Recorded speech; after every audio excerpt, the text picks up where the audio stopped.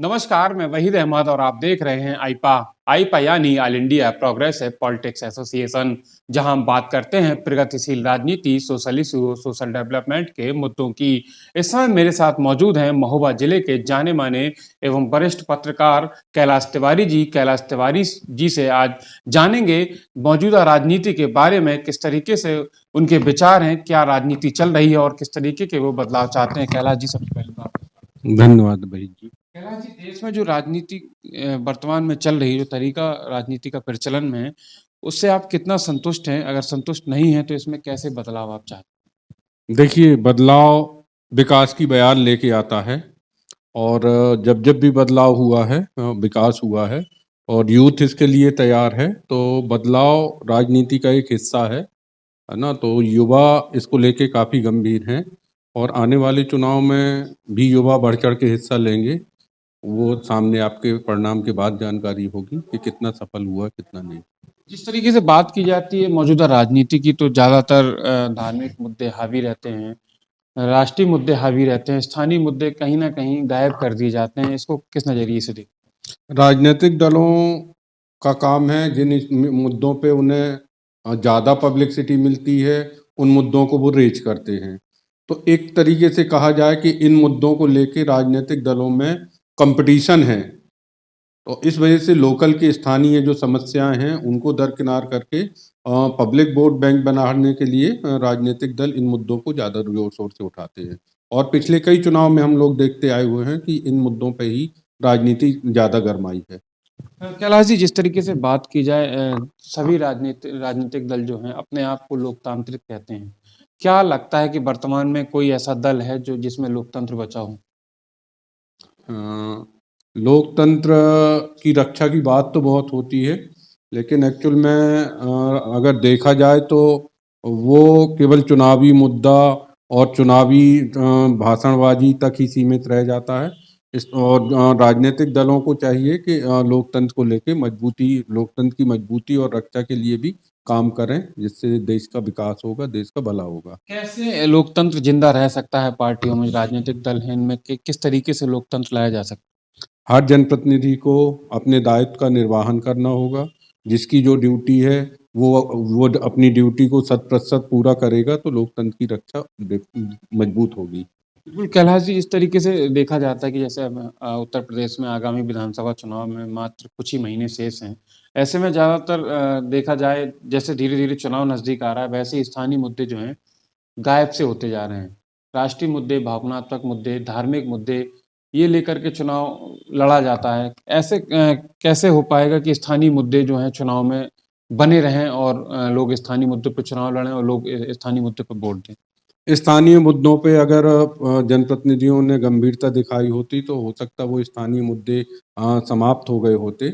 तो अब जनप्रतिनिधियों को चाहिए कि चूंकि पहले स्थानीय मुद्दों को प्रायोरिटी दें, उसके बाद अन्य दूसरे मुद्दे रहें, क्योंकि यहाँ से पब्लिक को चुनना है, उनके लिए सबसे पहली समस्या स्थानीय मुद्दे ही हैं। तो जनप्रतिनिधियों को भी इस पे और प्रत्याशियों को भी इस पे गंभीरता से सोचना चाहिए कि वो जनता को, जिस जनता से वो चुन के जाने वाले हैं, उनकी समस्याओं को भी देखें और उसको गंभीरता से निस्तारित कराने का प्रयास करें। कैलाश जी, शिक्षा, स्वास्थ्य, जीवन के सर्वांगीण विकास के मुद्दे हैं, लेकिन ज़्यादातर ये मुद्दे राजनीति के हिस्से में नहीं आते हैं, इनको दरकिनार कर दिया जाता है। ये कैसे राजनीति के मुद्दे में आ पाएँगे? बुंदेलखंड में हम लोग देख रहे हैं कि वर्षों से स्वास्थ्य, शिक्षा और बेरोजगारी ये अहम मुद्दे रहे हैं। और बरसों से ये मुद्दे, कुछ दावा किया जा रहा है कि सरकारों द्वारा किए गई योजना या इनमें कुछ कम हुआ है, लेकिन ये मुद्दे अभी भी, या ये समस्या अभी भी ख़त्म नहीं हुई है। स्वास्थ्य यहाँ अभी भी इशू है, चिकित्सकों की कमी है। लोग बाग लंबे समय से अनशन किया यहाँ पे स्वास्थ्य को लेके, ट्रामा सेंटर, बाकी ये सब इशू स्वास्थ्य सेवा को लेके ये कमी दिखाते हैं कि हमारे यहाँ स्वास्थ्य सेवा में कितनी कमी है। रही बात शिक्षा की, शिक्षा के क्षेत्र के लिए यहाँ पे जितने भी टैलेंटेड या युवा हैं, वो सब बाहर जाके तैयारी करते हैं। यहाँ शिक्षा को लेके कोई एजुकेशन हब या ऐसा कोई इंस्टीट्यूट नहीं है जिससे वो उनकी अपनी पढ़ाई यहाँ पूरी हो सके। कैलाश जी, जिस तरीके से देखा जा रहा है कि युवा राजनीति में ज़्यादा रुचि ले रहे हैं, युवाओं का राजनीति में आना ठीक है, कुछ हद तक ठीक है, लेकिन क्या युवाओं को समाज की दृष्टि से लेस युक्त यानी कि उन्हें रोजगार या फिर बिजनेस या देखा जाए तो नौकरियों में आगे बढ़ाना सही है या फिर राजनीति में आना सही? युवा ही देखिए देश का कर्णधार है।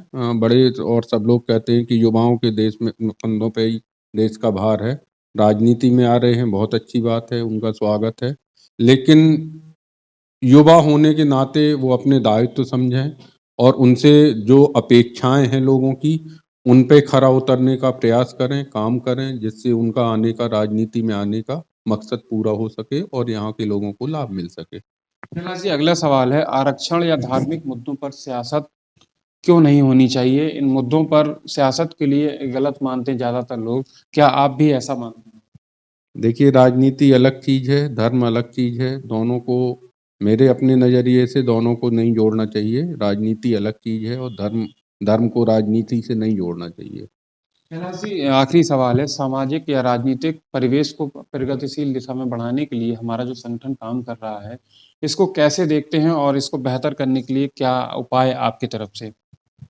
देखिए, बदल रहा है, लोगों की सोच बदल रही है और संसाधनों से लोगों लैस हो रहे हैं, तो एक मॉडल उसका जो हम लोग एक साकार करने जा रहे हैं, उसकी दिशा में काम होता हुआ दिख रहा है।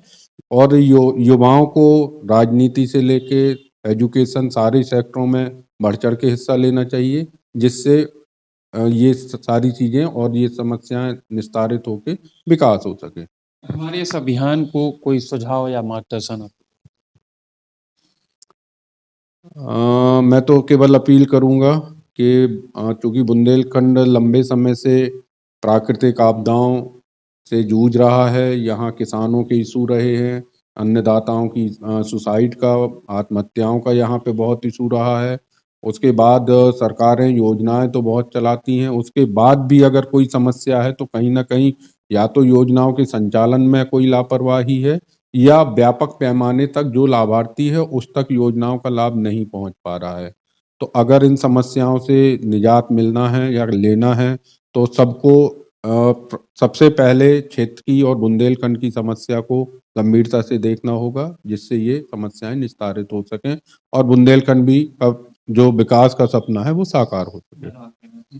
ये थे महोबा जिले के जाने माने और वरिष्ठ पत्रकार कैलाश तिवारी जी, जो अपने आप में हमारे साथ बैठकर बेबाकी से हमारे सवालों के जवाब दिए और एक-एक सवाल का बहुत ही बारीकी से जवाब देते हुए अपनी बात को रखी।